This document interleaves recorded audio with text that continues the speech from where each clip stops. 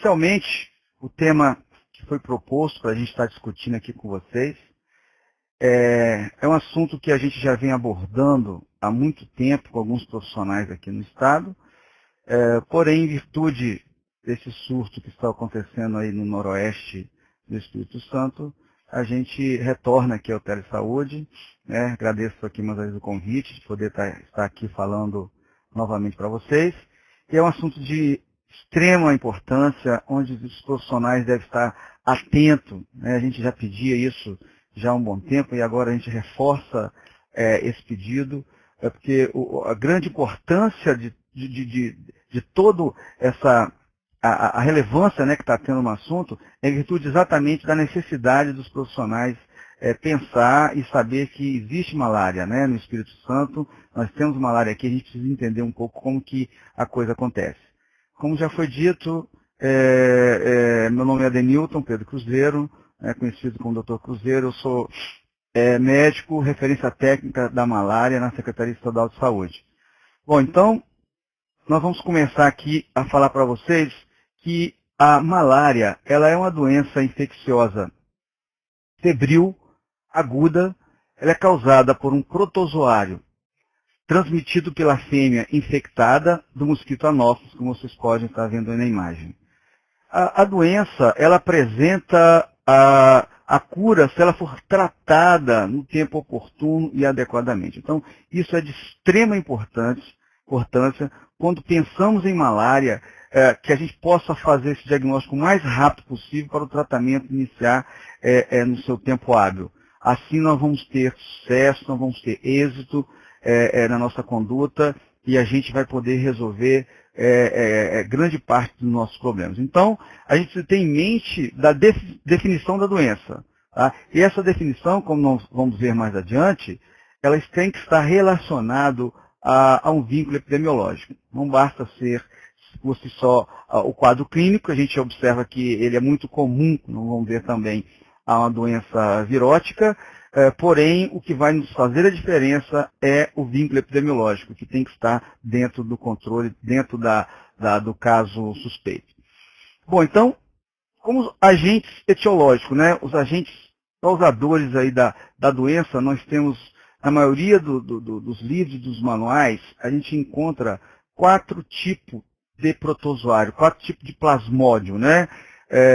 Nós temos o plasmódio falciparum, o plasmódio vivax, o plasmódio malariae e o ovalle, que o ovalle está restrito ao continente africano.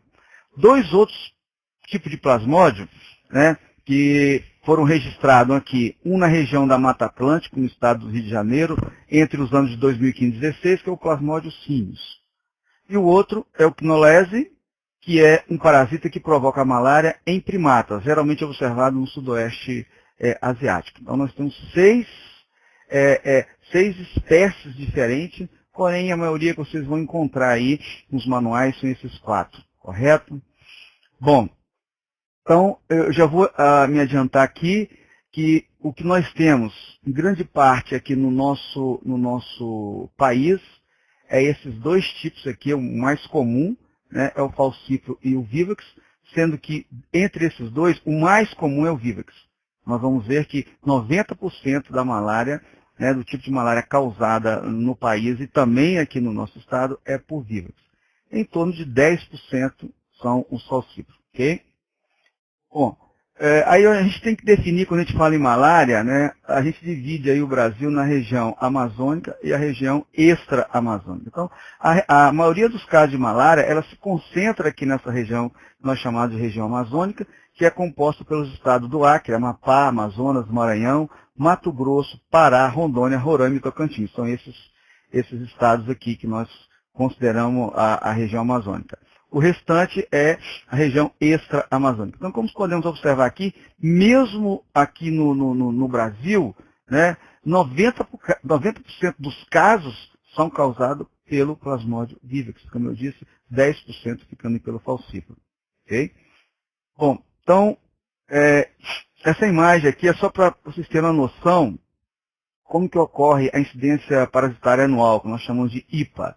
Né? O IPA, ele significa o número de exames positivo dividido por 1.000 habitantes. Nós vamos ter um valor para a gente classificar como uma área com IPA 0, uma área que é de baixo risco, que é um IPA de 0,1 a 9, um IPA de médio risco, né? Uma área de médio risco é quando nós temos um IPA de 10 a 49, e uma área de alto risco quando nós temos um IPA maior ou igual a 50. Então nós observamos que a área de alto risco aqui de malária, né? Essa distribuição da incidência parasitária anual é aqui nessa região amazônica, ok?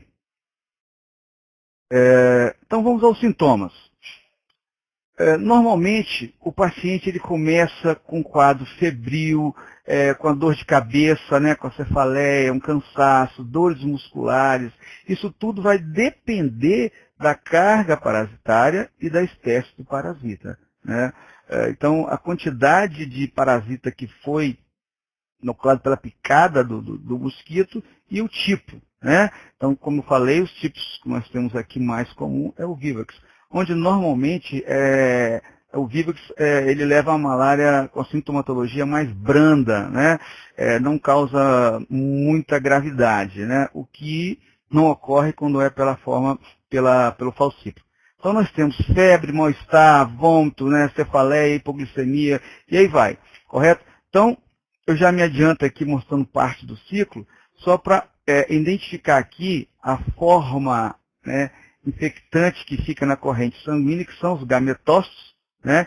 E esse ciclo aqui ele vai ocorrer dentro aqui da pessoa, né, do indivíduo, após a picada do mosquito, e esses gametócitos vão estar na corrente sanguínea, como nós vamos ver logo a seguir.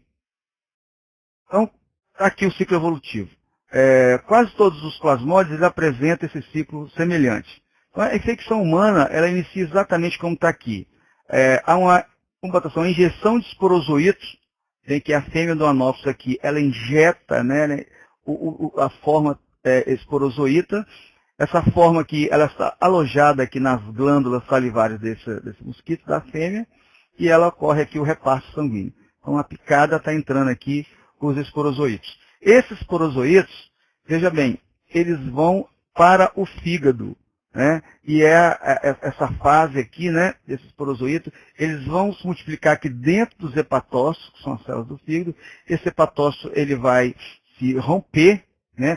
Essa fase que nós chamamos aqui dentro do fígado é a esquizogonia hepática, né? Onde esses esporozoítos vão dar origem aos merozoítos, que é a fase silenciosa. Ou seja, nesse momento aqui o paciente não tem sintomatologia, correto? Assim que esses merozoítos, os hepatócitos aqui se rompem, eles vão cair na corrente sanguínea, onde dá origem aí à fase da esquizogonia eritrocítica, né? ou a esquizogonia sanguínea, onde esses merozoítos vão entrar aqui no interior das hemácias, elas vão se romper. É nesse momento aqui que nós temos a fase de sintomática. É aqui que o paciente, né, o indivíduo vai começar a ter sintomas. Bom, uma vez aqui na corrente sanguínea, como eu mostrei no slide anterior, vai se formar aqui os gametócitos, né, o macrogameta e o microgameta, que é a forma que está na corrente sanguínea, onde o mosquito vem e pica essa pessoa infectada, ele vai se infectar, tá? E vai ocorrer o ciclo, como eu mostrei anterior, aqui dentro do digestivo desse mosquito, e ele vai voltar, né, até a forma infectante, que é o esporozoíto, e vai picar outra pessoa. Então, esse ciclo ele vai se repetindo, o mosquito vai espalhando, e vai infectando as pessoas que estão aí ao seu redor. Ok? Para mostrar melhor um pouco essa fase hepática, está aqui, né, o hepatócito, o esporozoíto aqui, a invasão aqui nesse hepatócito, ele vai se multiplicando, formando os merozoítos, e vai se romper e liberar isso aqui para a corrente sanguínea. Então, essa fase aqui é a fase silenciosa que ocorre dentro do fígado. Okay? Bom, uma vez esse hepatócito destruído, né, pelos protozoários, aqui nós temos ele, né, o protozoário penetrando aqui dentro da hemácia, isso aqui ocorre dentro das hemácias, né, os eritrócitos, e ele vai se multiplicando, né, ele vai se romper, outras formas vão se reinfectar, e outras formas, novas hemácias, e outras formas vão formar aqui o gametócito aqui dentro da hemácia. É exatamente esse gametócito que a fêmea do anófilo vem suga, e transmite aí novamente para um outro indivíduo. Foi o que nós mostramos no slide anterior. Então, esse é o ciclo aqui da fase eritrocítica. Correto? Mais uma vez mostrando, né, as duas fases, está aqui, repetindo. Tá? Bom, então, aqui a gente mostra aqui, na superfície do mesozoito, como ele está aqui, diversas moléculas são capazes de exercer esse papel de ligar aí aos receptores aí da hemácia. Então, como ele vai penetrando dentro da hemácia, e essa molécula parasitária provavelmente mais relevante dessa função é conhecida como EBA175, a ligação, antígeno de ligação eritrócito com massa molecular de 175 kDa. Então, o plasmódio falcípio, ele utiliza diversos receptores de hemácias para invadir. Né? Aqui é a glicoforina A, por exemplo. Bom, vamos então, dentro desse ciclo evolutivo, como eu disse, o acesso malárico ou paroxismo malárico ocorre, vem a febre, vem o calafrio, a sudorese e outras manifestações, como cefaleia vão constar, como eu citei anteriormente. Então, isso tudo aqui, gente, ocorre um desequilíbrio. Aqui ocorre um desequilíbrio bioquímico, com aumento de potássio, diminuição de sódio e assim por diante. Esse aumento de consumo de glicose, aumenta a produção de ácido lático, aumenta o consumo de bicarbonato. Enfim, isso tudo é na esquizotonia sanguínea, que ocorre uma destruição em massa aí dessas hemácias, ocorrendo a hemólise. Bom, aí, quando que nós devemos internar o paciente? Nós estamos diante de um paciente que ele está suspeito de malária, então é importante, eu quero frisar isso aí, às vezes, devido a esse surto que tem ocorrido, as pessoas têm se sensibilizado e pensam em fazer o diagnóstico em todo paciente com febre. Então não é bem assim. Não é todo paciente que chega com febre, com dor de cabeça, com mal-estar, que você vai pensar em malária. Na verdade, essa clínica ela é importante e você tem que pensar em malária, como eu disse, se tiver um vínculo epidemiológico associado, ou seja, se esse paciente reside ou se deslocou para uma área de risco. Tá? Sendo assim, esse paciente tem que ser investigado. Agora, quando eu interno, condições que indicam gravidade da doença e necessita de internação do paciente com malária. São crianças menores de 1 ano, idosos com mais de 70 anos, todas as restantes, paciente imunodeprimido. Então, essas são as condições que indicam gravidade. Agora, paciente com qualquer um dos sinais de perigo para malária grave, tendo, olha, uma hiperplexia, a temperatura maior que 41 graus, convulsão, uma hiperparasitemia, ou seja, mais de 200 corpos por milímetro cúbico da lâmina, isso vem no resultado de exame. Vômitos repetidos, oligúria, dispneia, anemia intensa, icterícia, hemorragia e hipotensão arterial, isso aí nos sinaliza que nós estamos diante de um sinal de perigo. Né? Então tem que estar alerta a isso aí. Isso aqui que eu coloquei aqui, que vem no guia, que vem nas orientações, no momento de surto que ocorreu no oeste do estado, e a gente faz essa orientação, a gente tinha optado pré-escolar. Nós estávamos internando e deixado em observação por 24 horas. Idosos, nós nem consideramos essa idade aqui, né? Todas gestantes e pacientes imunodeprimidos. Mas no intuito de dar uma atenção mais de perto, né, devido à gravidade, o surto lá ter sido falsífico, que nós vamos falar daqui a pouco, nós modificamos um pouco. Mas, no geral, a gente considera isso daqui. Ok? Então, como eu disse, a importância do diagnóstico, ela tem que ser muito rápido, né? Porque quando eu penso na malária e faço esse diagnóstico, eu confirmo esse resultado, eu tenho um tempo hábil, né, para poder tratar e eliminar essa forma infectante circulando aí na corrente sanguínea do indivíduo infectado. Então, isso faz com que eu reduza a morbidade, que eu reduza a letalidade. Então, esse diagnóstico ele tem que ser clínico epidemiológico e laboratorial para confirmar. O clínico epidemiológico é toda pessoa que seja residente, tem que morar, ou tenha se deslocado para a área onde haja transmissão de malária, no período de 8 a 30 dias, aqui a gente está considerando cada período de incubação, anterior à data dos primeiros sintomas, e que apresente febre com um dos seguintes sintomas. Repetindo aqui, febre, calafrio, tremores, cansaço, mialgia, etc. Então, são sintomas vagos, né? São sintomas gerais, desculpe, que está associado em qualquer doença, como dengue, chikungunya, zika, ou seja, às vezes se confunde muito com essas doenças, mas eu tenho que estar atento a isso aqui, ó. Tá? Ele tem que morar, ele tem que ter estado naquela região, senão não tem por que pensar em malária.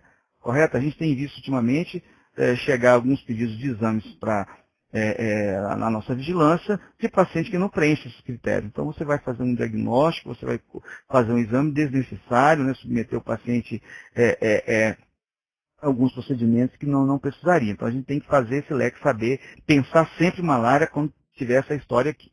Ok? Bom, então, para a gente ter esse paciente com essa clínica e com essa história epidemiológica, nós temos esses dois exames, certo, que podem ser feitos. O exame padrão ouro para o diagnóstico é a gota espessa, né? O teste rato é apenas para nos facilitar e agilizar, né, o tratamento. O teste rápido, quando eu dispuser desse teste e a indicação correta para ele, né, também é para ser feito em todo paciente. Normalmente o teste rápido a gente disponibiliza em alguns locais estratégicos, não é todo o serviço que nós disponibilizamos. Lá, no momento do surto, que nós vamos falar daqui a pouco, nós disponibilizamos o teste rápido para facilitar que o tratamento seja feito mais imediato, porque o teste rápido você pode fazer ele na beira do leito do paciente, né? Colhe a gotinha, coloca lá no recipiente, que nós vamos mostrar, em 15 minutos você tem o resultado, correto? Então o teste rápido, ele só tem valor para mim quando ele der positivo, tá? Quando ele der positivo. Quando o teste rápido der negativo, ele não tem valor para mim, correto? Por quê? Porque quando positivo, eu já estou autorizado a tratar esse paciente, correto? Mas todo paciente que é testado, que é feito o teste rápido, independente de ser positivo ou negativo, eu tenho que fazer a gota espessa, eu tenho que colher a gota espessa. Então, a gota espessa ela é colhida em 100% dos pacientes que preenchem como caso suspeito, correto?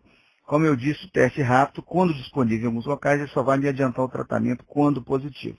Às vezes eu posso ter teste rápido negativo e uma gota espessa positiva. Né? Isso é muito comum quando a gente fala de Vivax, né? Falcips também nós temos, mas Vivax é muito comum. Ok? Então vamos lá. Não sei se está dando para ver bem aí, mas depois a gente vai mostrar, né, um outro slide separado.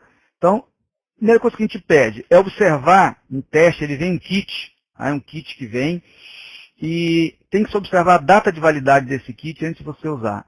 Não usar esse kit se a data dele estiver expirada, correto? Usar sempre luvas, correto? Retirar o dispositivo aí do teste do pacote, né? Escrever na borda aí do recipiente que vem ali o nome do paciente para fazer essa identificação. Fazer a asepsia do dedo médio do paciente, né, com a gase que já vem bebida com álcool, ela já vem no kit, correto?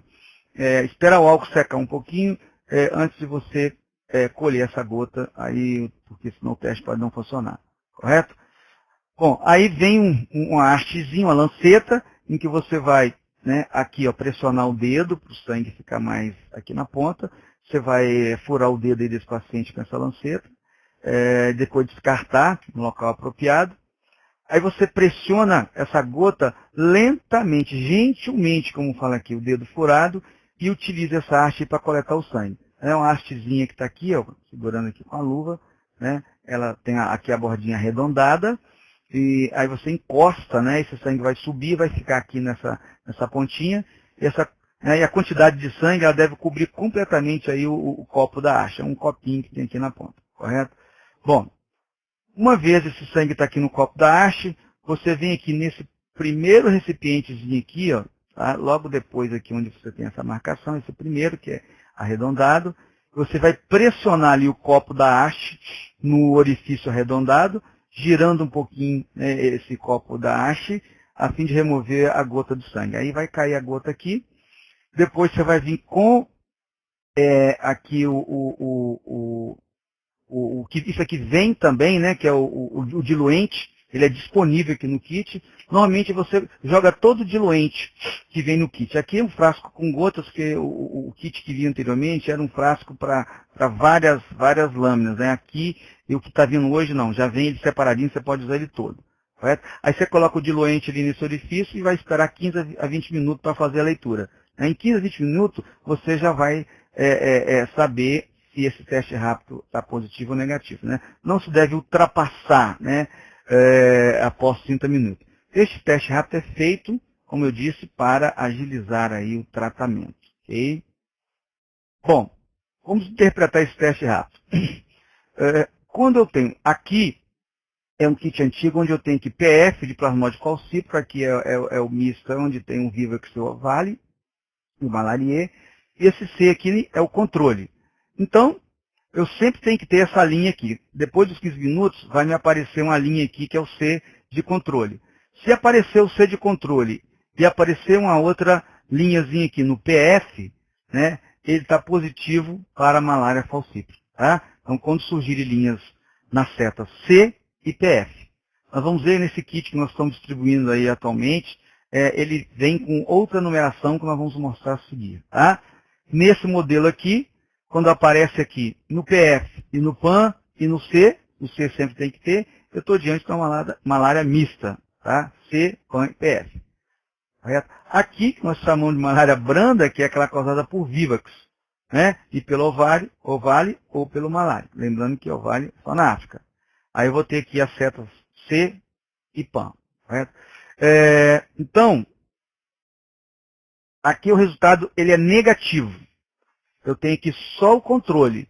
E tanto o PAN quanto o PF não apareceu nada. Então eu vou dizer que ele é negativo. O C, como eu falei, ele sempre tem que aparecer. Isso indica que o teste foi válido, né? O controle apareceu. Agora, quando não aparecer o C, pode aparecer o que for do lado de cá. Esse teste está inválido. Tá? Tem que repetir, tem que fazer. Correto? Então você vê aqui é inválido, inválido, inválido, inválido. Então sempre o C. E aqui negativo. Bom, para a gente estar dizendo aqui, como eu falei, no estado do Espírito Santo, assim como no resto do país, né, 90% da malária que nós temos aqui é causada pelo plasmódio Vivax. Esse plasmódio, essa malária, nós encontramos ela mais frequentemente aqui na nossa região de montanha, né, nos nossos municípios que tem Mata Atlântica, nós temos aí um número de malária durante o ano todo. Então nós temos malária durante o ano todo aqui no Espírito Santo. Sempre tivemos malária. Porém, essa malária é causada pelo Vivax, né?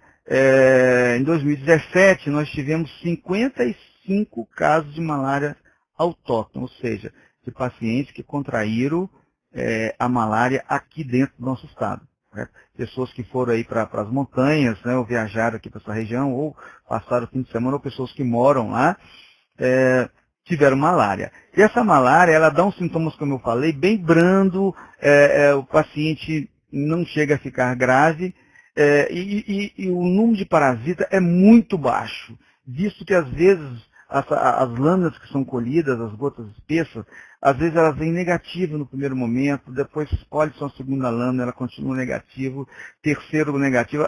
Já aconteceu caso aqui com a gente de paciente positivar na quinta lâmina, né? Porque o número de parasita é tão pouco, tão pequeno, que às vezes ele não aparece nas primeiras lâminas, né?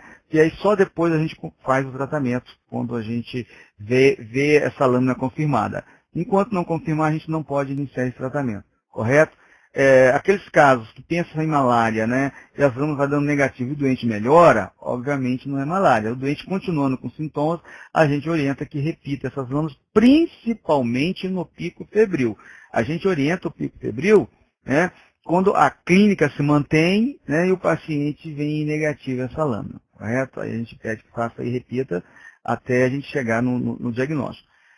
Como falei, é a malária mais branda. Nós não temos malária por falcíparo aqui no estado, né? Nós não temos casos autóctones de malária falcíparo. Toda malária falcíparo que foi diagnosticada aqui, normalmente eu tenho esses dados na secretaria, é em torno de 2, 3 casos por ano. E essa malária por falcíparo, normalmente são viajantes que passam aqui pelo nosso estado, normalmente são tripulantes de navio que vêm do continente africano, vêm de outros países, ou vêm lá do norte do país, né, que tem falcíparo, e assim quando eles chegam aqui, é feita a gota espessa e faz o diagnóstico de malária. Mas são malárias que foram contraídas fora. Então a gente chama isso de casos importados. Aqui nós não temos. Correto? Então, esses casos que surgiram lá estão surgindo, né, que surgiram lá no noroeste do estado, mais precisamente no município de Vila Pavão e Barra de São Francisco, vocês podem estar acompanhando aí na mídia, isso tem ocorrido lá na zona rural desses dois municípios, não é na área urbana.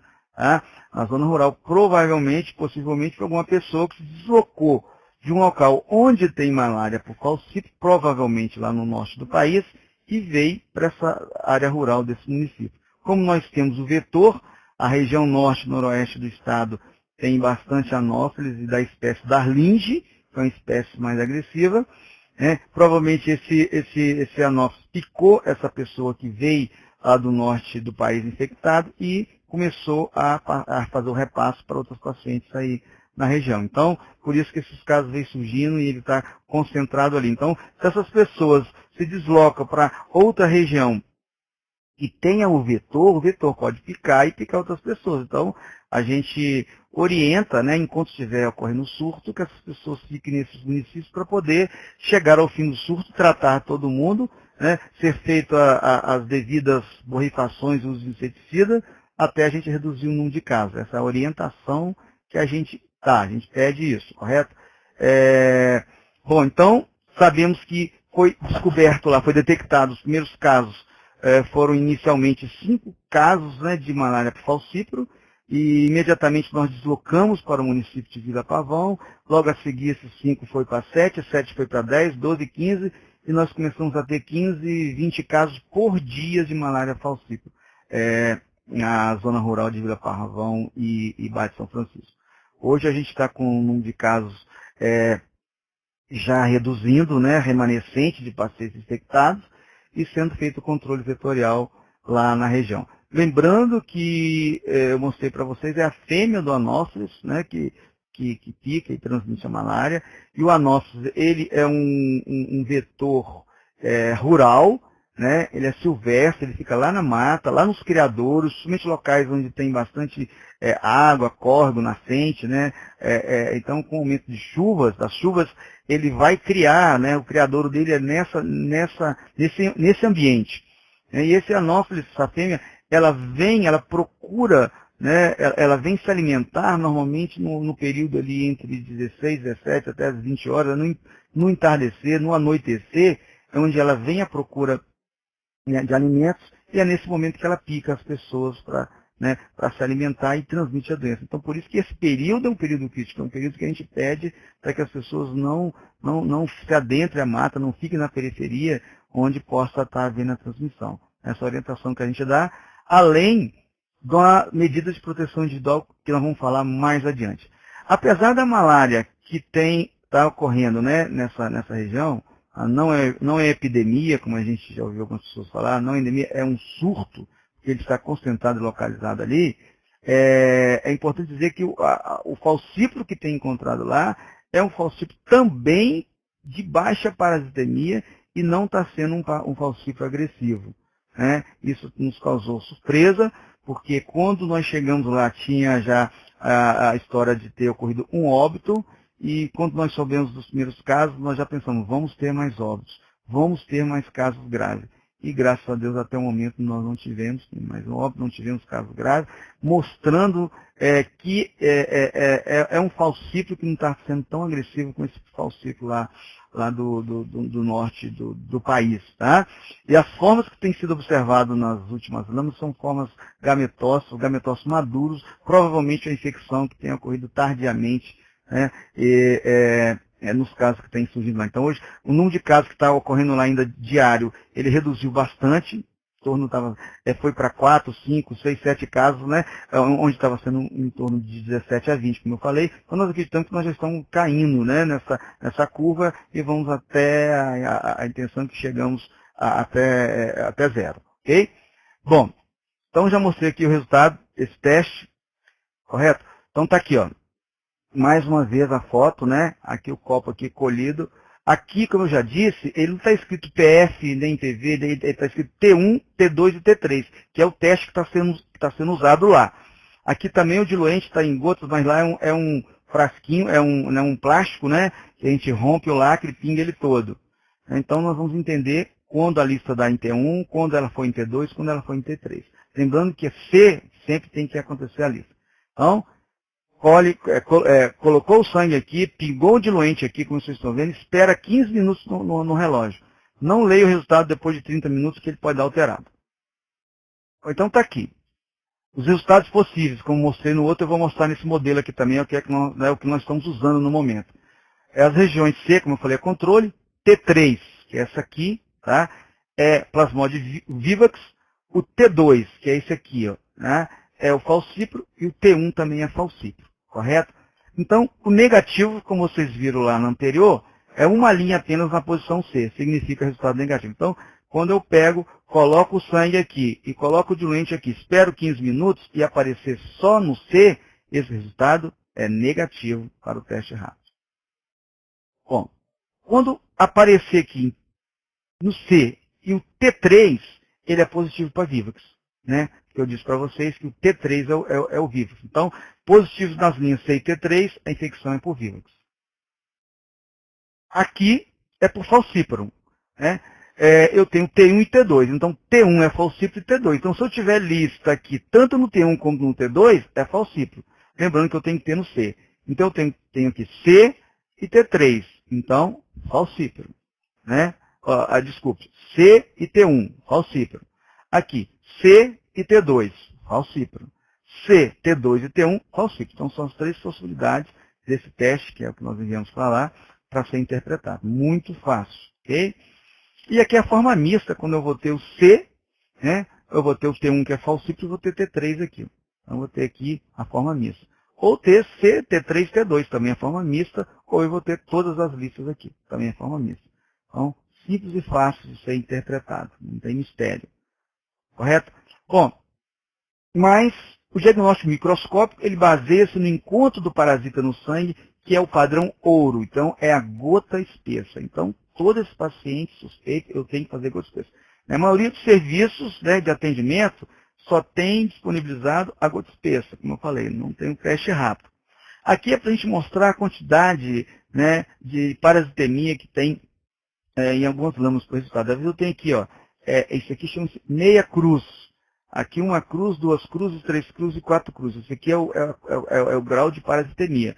Onde meia cruz eu vou ter 200 a 300, aqui 301 a 500, 501 a 10 mil, 10 mil a 100 mil, modo que 100 mil. Então, quando a gente tem uma malária por Vivax, se vem lá 3 cruzes, né? Você vê aqui que é uma parasitemia alta. 4 cruzes, alta, 2 cruzes, né? Isso aqui é um Vivax que normalmente dá nos pacientes lá do norte do país. O nosso Vivax aqui de montanha, que a gente fala da Mata Atlântica, às vezes ele não dá nem meia cruz, ele dá menor do que meia cruz, ou seja, nem a tabela nós temos aqui, não existe, né?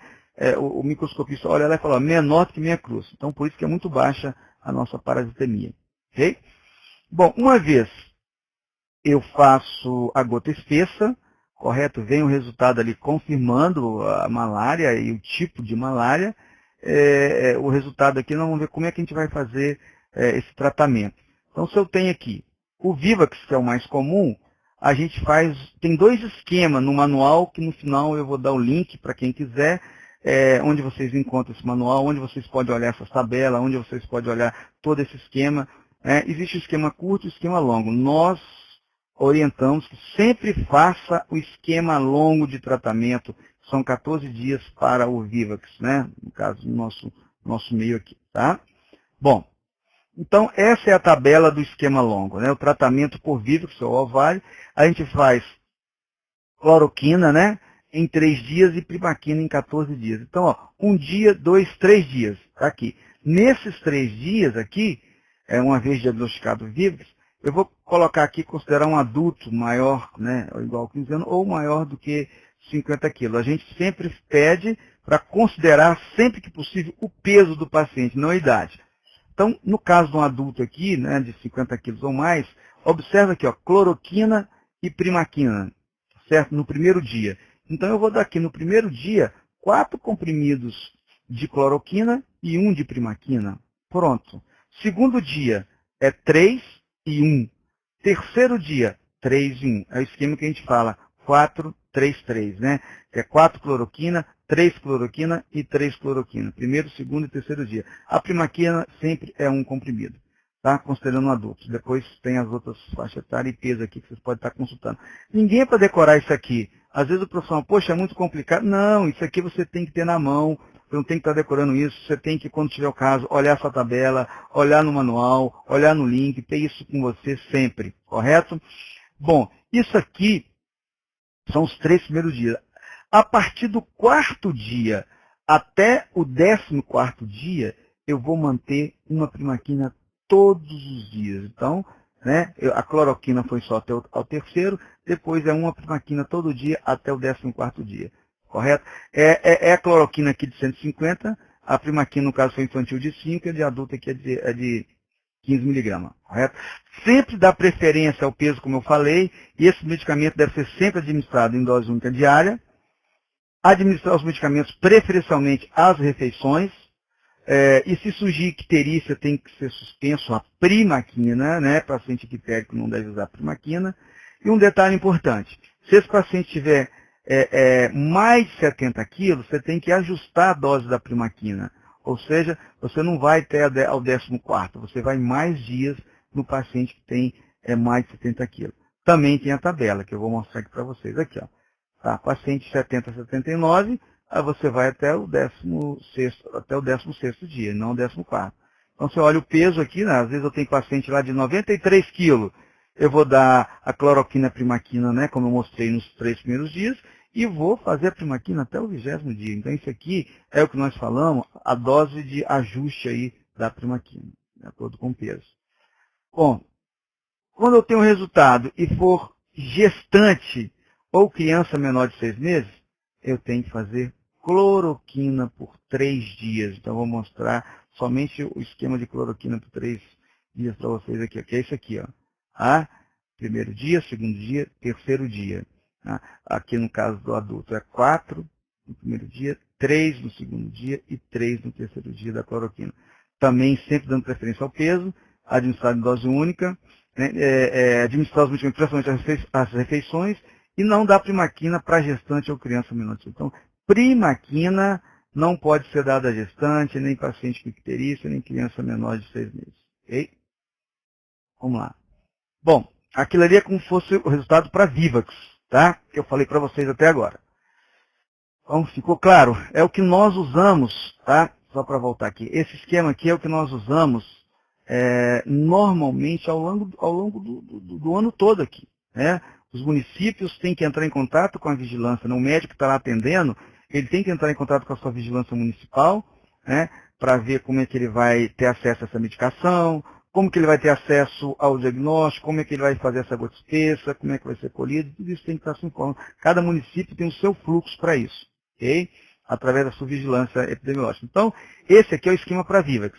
Bom, para falcíparo, certo?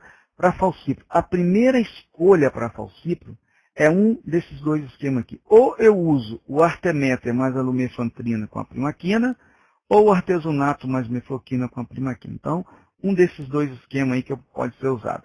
Eu digo um desses dois porque, às vezes, o Ministério nos manda artesunato, aí quando está em falta eles mandam o arteméter, aí depois volta o artesunato. Então, só para entender que é um ou outro que vocês tiverem em mão. Então, esse aqui é o esquema que está sendo usado em larga escala lá pelos profissionais, onde está tendo surto lá em Vila Pavão, né, na zona rural de Vila Pavão e de Baixo São Francisco, que é adjacências. Tá? Mandamos um quantitativo bom desse esquema para lá, para a gente iniciar o mais rápido possível o tratamento assim que for feito o diagnóstico. Então está aqui. Como é que se usa? Para falcíparo. Eles vêm num blister, então é fácil de usar, vou mostrar aqui para vocês. Esse arteméter aqui, mais a lumefantrina, ele já vem comprimidinho no blister, você vai dar durante 3 dias. Então, observa que o tratamento para falcíparo é rápido. Em 3 dias você já está tratando o seu paciente. certo? Vocês observam que lá, quando eu falei anteriormente, o Vivax, apesar de ser uma forma mais branda, uma forma mais leve, em que não dá gravidade, você viu que nós ficamos 14 dias tratando o paciente, teve paciente que foi 20, dependendo do peso.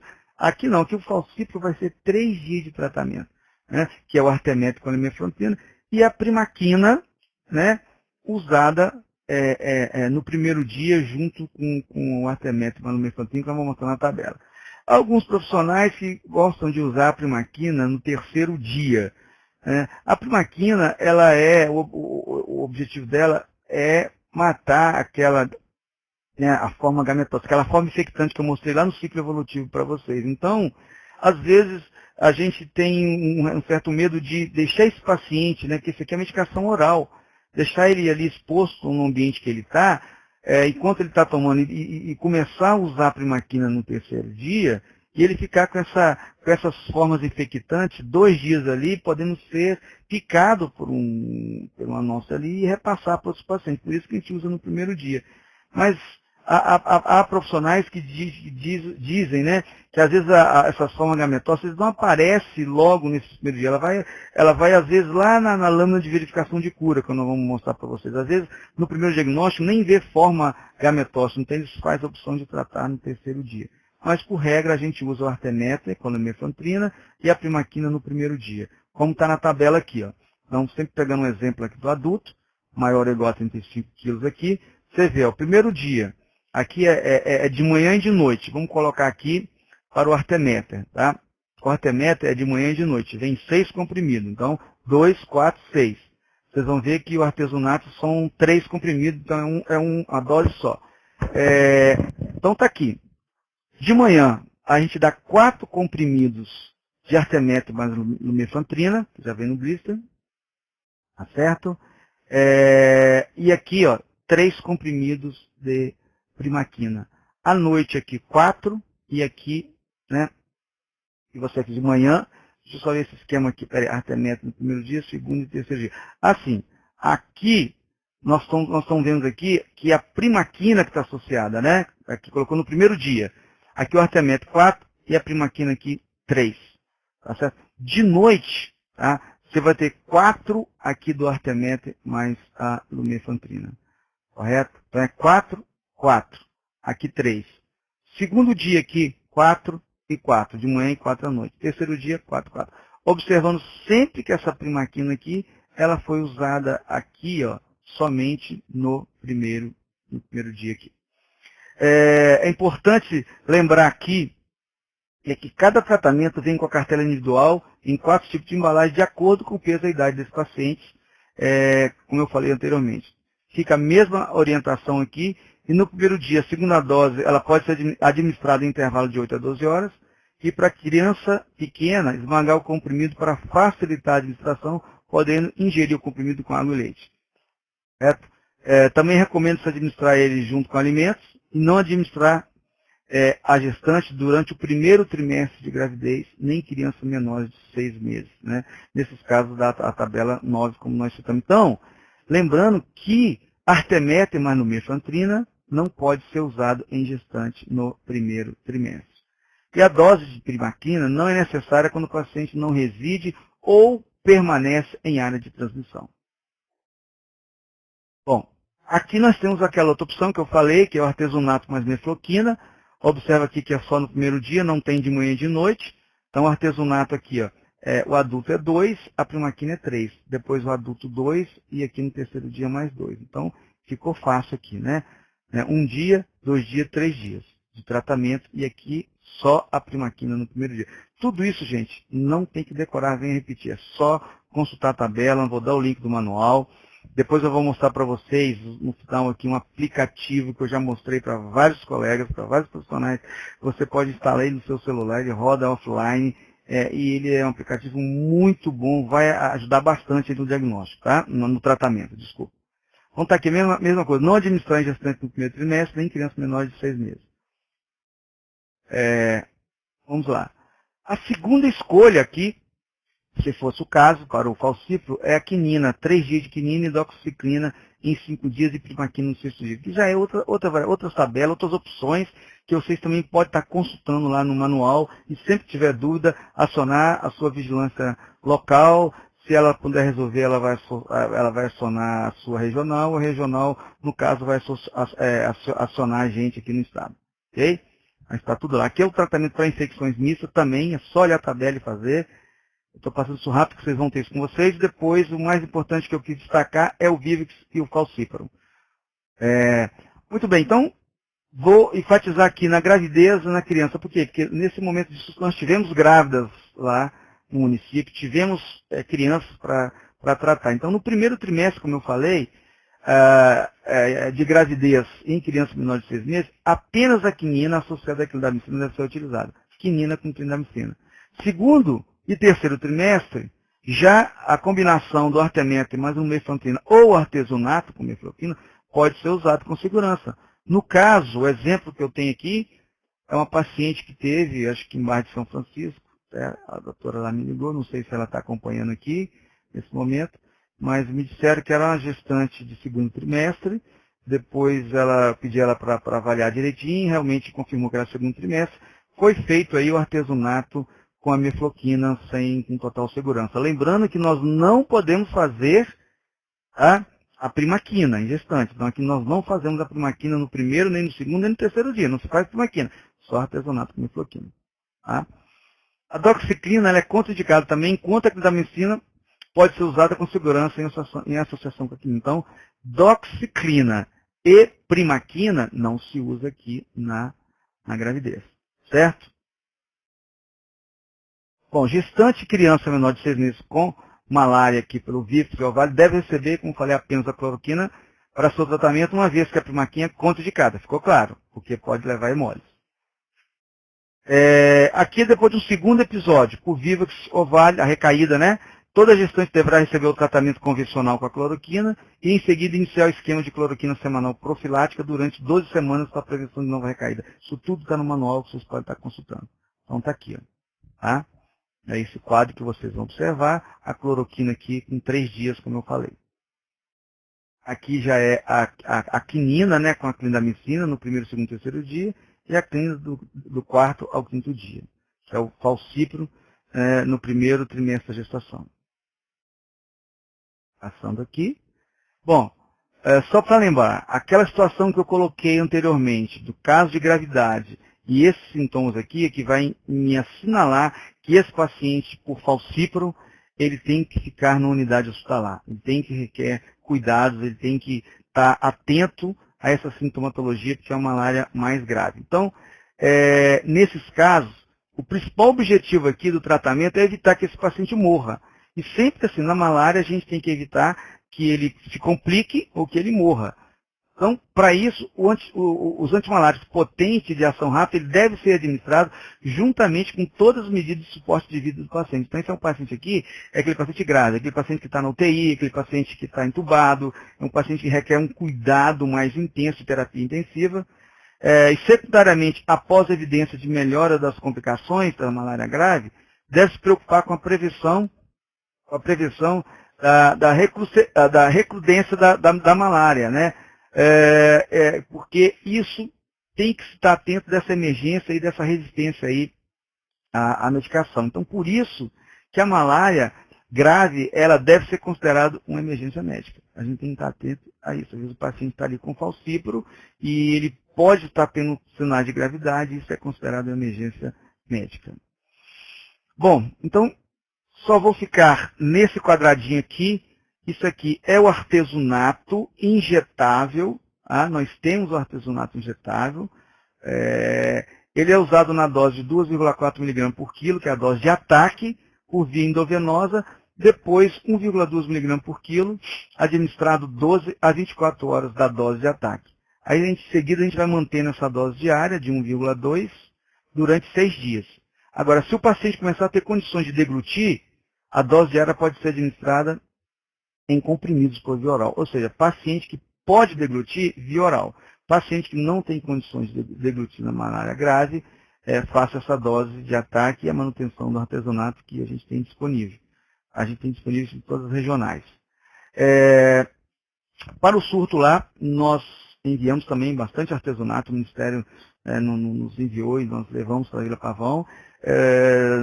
Não falta, em caso de emergência, isso tem que ser usado. E nós orientamos também que no surto, a gente não só priorizou as formas graves, aquelas formas, como eu disse anteriormente, é gestante, é criança, é idoso, é imunodeprimido, coloca esse paciente em observação por 24 horas, faz a dose de ataque, mantém ali por 24 horas fazendo a dose endovenosa, passou disso aí, passa para oral. Ok? Então é isso aqui que eu queria mostrar para vocês da urgência. Bom, prevenir a malária no Brasil. Roteiros de viagem que incluam as características descritas abaixo são aqueles que oferecem risco elevado de transmissão e, consequentemente, a manifestação da malária grave ao viajante. Então, o médico profissional ele tem que estar atento a algumas coisas. Quando o paciente procurar, doutor, eu vou viajar para um local de risco de transmissão de malária. Existe um site da Anvisa que você pode estar olhando, verificando se lá é área endêmica de malária. Então, o itinerário da viagem, o destino que inclua local com níveis elevados de transmissão em perímetro urbano, né? O objetivo da viagem, viajantes que realizam atividades do pôr do sol ao amanhecer, condições de acomodação de dormir, dormir ao ar livre, em acampamentos, barco, habitações precárias, sem proteção contra mosquito, então tudo tem que estar atento. Quanto tempo vai viajar, por causa do período de incubação, da viagem for maior que o período de incubação da doença, ou seja, permanecer no local um tempo maior que o período mínimo de incubação, então que é média 7 dias, época do ano, viagens próximas ao início ou término da estação chuvosa, tudo isso aqui, o acesso ao sistema de saúde no destino distante em mais de 24 horas, então são dados importantes. Então por isso que no Brasil, aqui a gente não faz quimioprofilaxia de malária, porque você encontra um serviço em 24 horas para ser tratado em qualquer parte do território nacional. A quimioprofilaxia, como vamos ver, é só pessoas que vão viajar para outros países onde a área é endêmica de malária. Aqui dentro não há necessidade. Então, apresenta um risco elevado de doença grave. Como eu falei, são esses aqui, que eu já citei diversas vezes, correto? E, independente do risco de exposição à malária, o viajante deve ser informado sobre o quadro clínico. E deve ser orientado a procurar assistência médica imediatamente se ele apresentar qualquer sinal ou sintoma do agravo da doença. E as medidas de proteção contra picada do mosquito, do inseto, deve ser enfaticamente recomendada a todos os viajantes com destino à área de risco. É o que a gente tem feito, tem falado. A gente pede que vocês orientem as pessoas que vão para essa região, que tomam essas medidas aí, E quais são essas medidas de proteção individual? Aqui. Informação sobre o horário de maior atividade do mosquito, já falei para vocês, que é aquele horário do pôr do sol ao amanhecer e ao anoitecer, certo? O uso de roupas claras e com mangas longas durante a atividade de exposição, tem que estar atento a isso aí, usar roupa de manga comprida, uso de medidas de barreira, como telas nas portas, janelas, ar-condicionado, etc., no caso que for. Uso de mosquiteiro impregnado com pteroides, não temos aqui, mas um mosquiteiro, por si só, já mete barreira.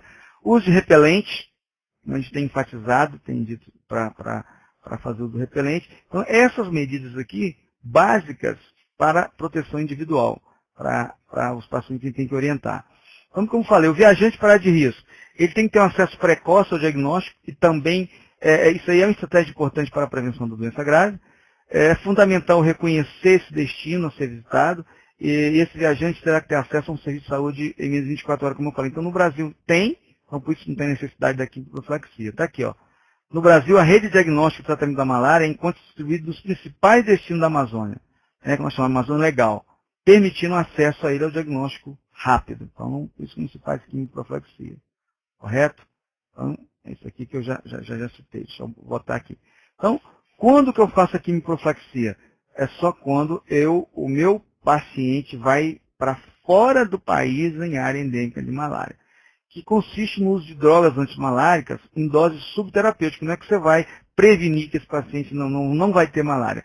Você vai apenas no intuito de reduzir as formas clínicas graves e tentar reduzir o óbito devido à infecção por falciparum. Você não vai garantir, você vai fazer aqui profilaxia e você não vai ter malária. Não. Então, é uma maneira de você estar minimizando isso aí. Existem aqui 5 drogas recomendadas para quimioprofilaxia, que está aqui descrito abaixo.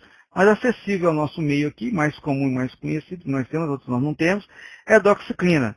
A doxiciclina ela não é disponibilizada pelo Ministério. A doxiciclina o paciente tem que comprar, como você trata aí com uso de, como você usa aí para outros fins. É aquela de 100 miligramas, né, que você faz 1,5 miligramas por quilo dose, ou seja, o adulto 100 miligramas por dia. Você vai iniciar um dia antes desse paciente viajar, manter até 4 semanas após o retorno. Tá? Então, até 4 semanas, que passa de um mês, né, que ele voltou daquela área, ele tem que estar usando essa medicação. E é importante, nós vamos falar no próximo slide ali, que quando ele retornar para o seu município, ele deve fazer uma gota espessa. Quando ele vai, não. Quando ele vai é só quimioprofilaxia. Quando ele retornar, fazer gota espessa. Certo? Está aqui, ó. Então, viajantes em uso de quimioprofilaxia deve realizar pesquisa da gota espessa ao término da profilaxia, mesmo que sejam assintomáticos, e a qualquer tempo, caso apresente qualquer sintoma da doença. Aqui, no Brasil, onde a malária tem baixa incidência e há predomínio do Vivax, como nós já aprendemos, em toda a área endêmica, deve-se lembrar que a eficácia da profilaxia para essa espécie de plasmódio é baixa. Tá? Assim, pela ampla distribuição de rede de diagnóstico e tratamento, não se indica quimioprofilaxia para viajantes no território nacional. Muito comum as pessoas me perguntam, gente, doutor, eu tenho um paciente meu, minha mãe, minha tia, eles vão viajar lá para o norte do país, onde tem malária. Eu tenho que fazer quimioprofilaxia? Não, não se faz no território nacional, mais uma vez citando. Tá? Bom, então, enfatizando mais uma vez o caso suspeito, isso é importante, toda pessoa que apresente febre, seja residente ou tenha se deslocado para a área onde haja transmissão, no período de 8 a 30 dias anterior à data dos sintomas, ou toda pessoa testada para malária durante a investigação epidemiológica. Isso aqui é um caso suspeito na área endêmica. Tá? Agora, na área não endêmica, é toda pessoa que seja residente, no nosso caso aqui, a área não endêmica, né? Ou tenha se deslocado para a área que haja transmissão da doença, nesse mesmo período que eu citei, né? E que apresente febre com um dos seguintes sintomas: calafrio, tremores, cansaço, enfim. Ou toda pessoa testada para malária durante a investigação epidemiológica. Então, eu tenho que ter quadro clínico e tenho que ter vínculo epidemiológico para eu pensar em malária. Okay? Bom, uma vez você fez o diagnóstico rápido, uma vez você começou o tratamento, né, a coisa não para por aí. A gente tem que continuar fazendo as lâminas de verificação de cura, que nós chamamos de LVCs, lâminas de verificação de cura. Na Amazônia Legal não tem obrigatoriedade para isso, mas no nosso caso aqui, que é a região não amazônica, nós temos que fazer, tanto para o Vivax quanto para o Falciparum. Ou seja, nós temos que orientar o nosso paciente a colher gotas espessas para a gente ver o controle de cura. Para o Vivax, a gente orienta a colher nos seguintes dias: 2, 4, 7, 14, 21, 28, 40 e 60 após o início do tratamento. Para Falciparum, a gente vai até o 40 após o início do tratamento. Se vocês podem observar, na nota técnica que nós revisamos e mandamos, né, para os profissionais, nós fizemos uma pequena alteração aqui, dizendo que no surto nós íamos fazer só até o 28º dia. Tá? Tanto no caso se fosse vivo ou se fosse Falciparum. Okay? Aí a gente já estava de bom tamanho para a gente estar observando esse controle de cura. Então esse paciente, depois de tratado, tem que continuar fazendo a verificação de cura, que é a gota espessa. Aqui é um modelo que a gente usa aqui, né? Esse modelo vocês podem usar aí com vocês, pode fazer a cópia, né? Normalmente ele já foi notificado no SINAM, obviamente, tem um registro no GAL, que tem que ter, a gota espessa, o GAL, o LACEN, só recebe esse material da gota espessa com a notificação, correto? E tem que ser registrado no GAL, com o nome do paciente, endereço, telefone, e aqui você vai agendar essas LVCs. Até 60 é para o Vivax, até 40 aqui é para o Falciparum, né? Por isso tem essa cor diferente aqui. Você deve considerar o dia 0, o dia do início do tratamento. Então, se eu comecei o tratamento hoje, né? Hoje é dia 20, comecei e tratei hoje, tá certo? Então, dia 21, primeiro, dia 22, segundo. Então, eu começo aqui no dia 22, mando o doente voltar e colher no dia 22. Colheu no 22 e coloco o resultado aqui depois. Então, ele vai retornando, correto? O dia que cair num feriado ou final de semana, você colhe no dia seguinte ou um dia antes. Não precisa ser colher no feriado de final de semana, não. Feriado de final de semana, você tem que colher a primeira lâmina. A primeira, que é diagnóstico, essa tem que ser em qualquer momento. Pode ser sábado, domingo, feriado, de noite, tem que colher e mandar para o LACEN, devido ao início do tratamento ser rápido. Agora, o controle pode ser nos dias úteis. Isso aqui é só um modelo, correto? Então, está aqui mais uma vez. O paciente tem que ser notificado. Todo caso de malária deve ser notificado às autoridades de saúde, tanto na área endêmica quanto na área não endêmica. No caso aqui da malária, no CIVEP malária, para os casos ocorridos na região amazônica, não é o nosso caso. No nosso caso aqui é a ficha de SINAM, para os casos ocorridos aqui fora da região amazônica. Então, não pode deixar de ser notificado. Aqui eu coloquei o modelo, né, do SINAM que vocês já estão acostumados.